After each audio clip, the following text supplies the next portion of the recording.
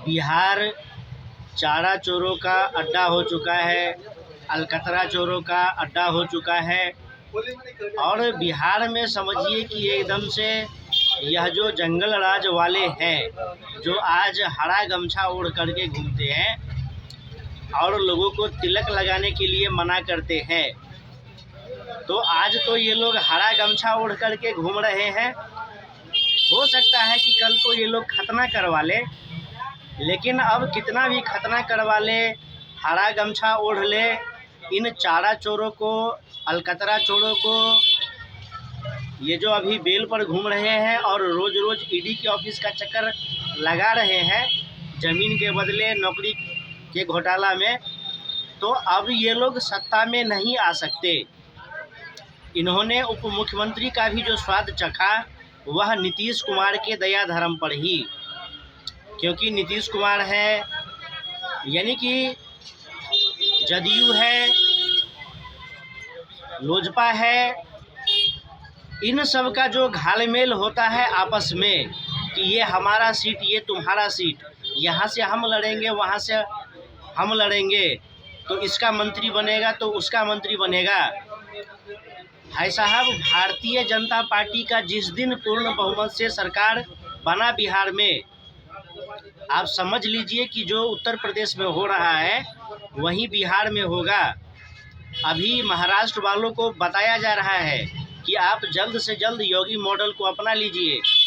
असम में बहुत पहले से ही, असम में जब से हिमंता बिस्वा शर्मा आए हैं, पूरा योगी मॉडल पर काम हो रहा है। तो एक समय आएगा कि बिहार में भी ये चारा चोरों, अलकतरा चोरों का सफाया हो जाएगा और ये छोटे चाचा, बड़े चाचा या छोटे भाई, बड़े भाई, यह सब खेल अब पब्लिक को समझ में आ रहा है। हरा गमछा ओढ़ करके कुंभ को गाली देना, कुंभ के बारे में अनाप शनाप बोलना, यह सब दर्शाता है कि यह सनातन हिंदू धर्म के प्रति, हिंदुओं के प्रति जो घृणा भाव है बिहार के कुछ नेताओं में और कुछ राजनीतिक दलों में। तो हिंदुओं को यह बात समझना चाहिए, बिहार की जनता को यह बात समझना चाहिए।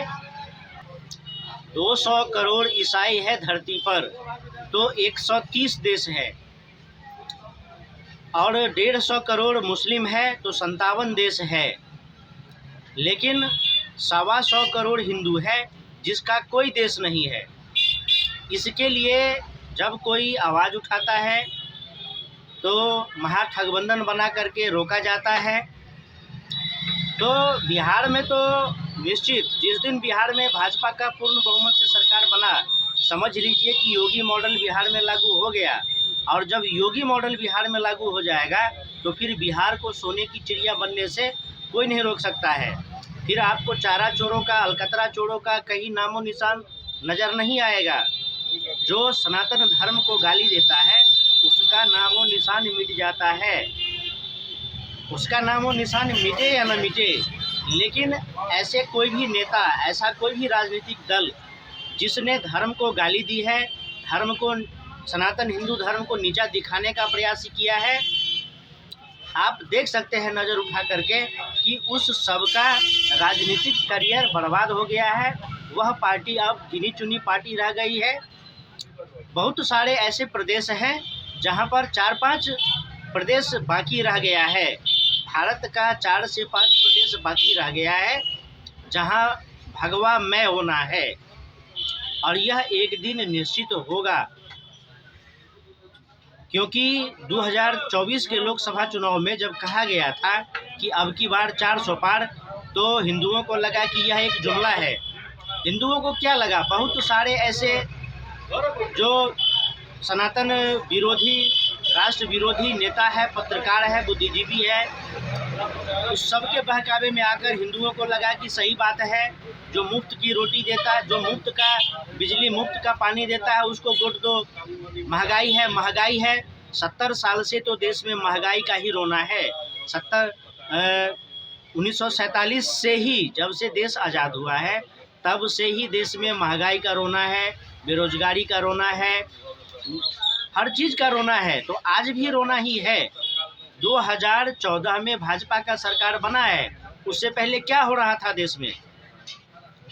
तो जो हिंदू भ्रम में पड़ जाते हैं, ऐसे ठग नेताओं के मकर जाल में, उनके झूठे वादों में फंस जाते हैं।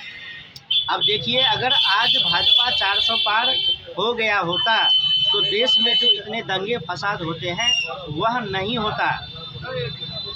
आप अंदाज़ा लगाइए, आप सोच सकते हैं कि 46 वर्ष बाद संभल में होली मनाया गया है। 46 वर्ष बाद संभल में होली मनाया गया है। अलीगढ़ मुस्लिम यूनिवर्सिटी में 60 वर्ष बाद होली मनाया गया है। और भारत में बहुत सारे ऐसे जगह हैं जहां पर हिंदू खुल करके अपना त्यौहार नहीं मना सकते। यहाँ तक कि आप बिहार में देखिए, दरभंगा में देखिए, दरभंगा में मेयर है, विशेष समुदाय से है, महिला है, और वह कहती है कि जुम्मे की नमाज है, कुछ देर के होली को रोक दिया जाए। और फिर हरे गमछे वाले दल आते हैं, लालटेन वाले आते हैं, उसके नेता आते हैं और कहते हैं कि सही कहा जा रहा है, यह जो होली खेलने वाले लोग होते हैं उपद्रवी होते हैं। तो तुम अभी तो हरा गमछा ओढ़े हो भाई, खतना करवा लो, टोपी पहन लो, नमाज पढ़ो, तो समझ में आएगा कि तुम इधर के हो कि उधर के हो। तुम्हारा नाम सिर पर रह गया है हिंदू।